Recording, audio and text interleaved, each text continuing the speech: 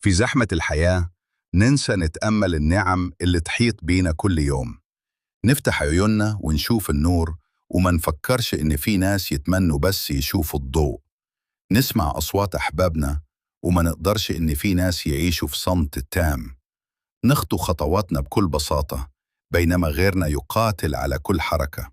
الصحة، الراحة، سقف يأوينا، كوب ماء بارد في حر الصيف، ضحكة صافية من ولد صغير، كلها نعم عظيمة، لكن تعودنا عليها لدرجة صارت عادية في نظرنا. الحقيقة إننا ما بنفهم قيمة الشيء إلا لما يغيب. الامتنان هو اللي يغير نظرتنا. لما تقول الحمد لله من قلبك، تكتشف إن حياتك مليانة ثروة أكبر من أي مال. شوف حواليك، عندك وقت، عندك قلب ينبض، عندك فرصة تبدأ من جديد كل يوم. فخلي حياتك رسالة شكر مستمرة.